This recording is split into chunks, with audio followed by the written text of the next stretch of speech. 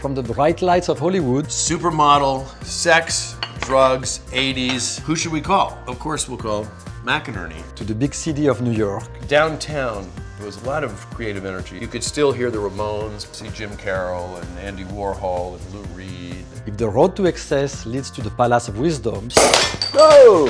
it did work. In one shot, Jay. I'm glad that I still have my eyesight. Then my guest is the wisest of them all. I think it was Hemingway who said the best thing that can happen to a novelist is the worst thing that can happen to you so long as it doesn't kill you. Today, my good friend Jay McInerney puts it all on the table.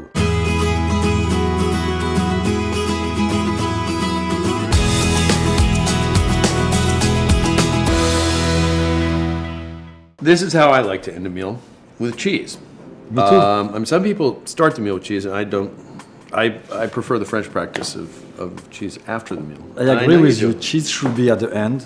And, Yeah. and then for the wine pairing, I know that a lot of connoisseurs and people with a lot of knowledge believe white goes better with cheese than red. I'm a red wine guy. Well, the old English practice was that you finished your Bordeaux, your claret, with cheese because there was wine left over. It was always red, so you had it with your cheddar or your Stilton. But I think partly it depends on personal preference. It also depends on younger goat and sheep cheeses, for instance. I think are more compatible maybe with white.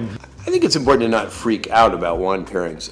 If there's a type of wine you love, then chances are it will pair pretty well with the dish that you want to eat that day. One of the reasons that I, at the end of the meal, just go for more aged cow's milk cheese because I think they go better with the red Epoisse. Yeah.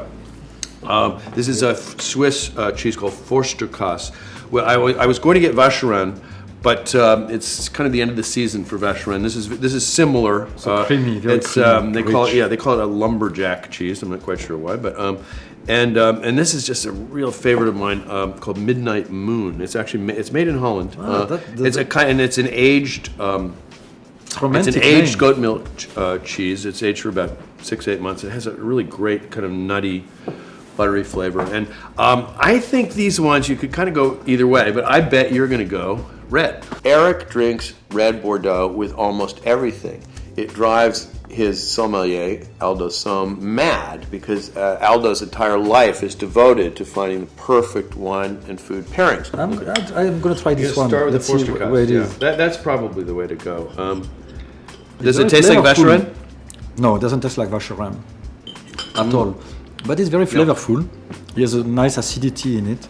And it's very rich at the same time, very creamy. Earthy, creamy. All right, so let's see. Well, You're going to the right, I see that. Well, I'm going to try this first. And then we'll see what the progression. We'll see what the winner is. Well, I suspect the red is going to be better with that one. with that one, Yeah. Let's see. let's see. I do. Yeah. You know what? I prefer the red one with that cheese. We're drinking a Pomerol, a La Torre Pomerol, right? It's Yes, much better. I think it's 1989 95. or 95. 95, You're right. yeah. Anyway, But this is- it's the red one. You'll a bit be controversial, but you're happy. I'm very happy the about red the result. Once again, the red Bordeaux has won. Thank you, Jay. Oh.